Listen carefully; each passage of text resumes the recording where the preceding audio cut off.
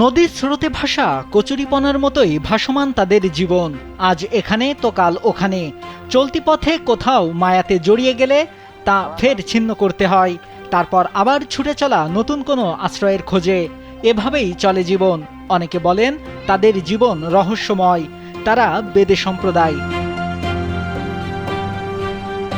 অস্বাস্থ্যকর নিরাপত্তাহীনতার মধ্যে দিয়ে যুগের পর যুগ চলছে বেদে সম্প্রদায়ের ভাসমান জীবন। সত্যিকার অর্থে মানবেতর জীবনযাপন করছেন তারা। নদীর পানি খেয়েই তাদের তৃষ্ণাটুকু নিবারণ করতে হচ্ছে।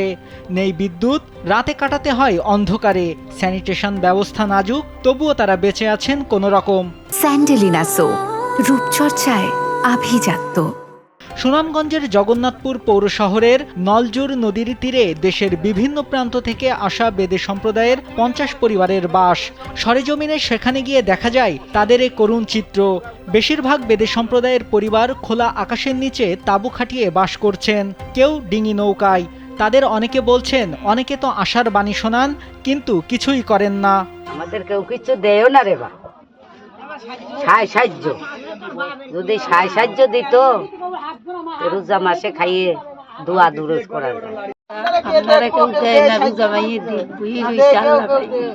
কেউ দেয় না, ব্যবসা বাণিজ্য করতে পারি না রোজার মাসে। বেদে সম্প্রদায়ের একমাত্র পেশা সাপ ধরা, গ্রামে গ্রামে সাপের খেলা দেখানো, বানর খেলা, শিঙ্গা লাগানো ও বিভিন্ন রোগের তাবিজ বিক্রি করা। কেউ কেউ পুকুরে হারিয়ে যাওয়া স্বর্ণ খোঁজার কাজও করেন। এ আয় দিয়ে কোনো রকমে খেয়ে না খেয়ে চলে তাদের জীবন। তবে এখন সাপের খেলা, বানরের খেলা সহ তাবিজের প্রতি মানুষের বিশ্বাস কমে গেছে। তারপরও তারা বাপ দাদার পেশা যুগের পর যুগ ধরে রেখেছেন। কিভাবে জমরার দিন যায় এটা তো জানো না।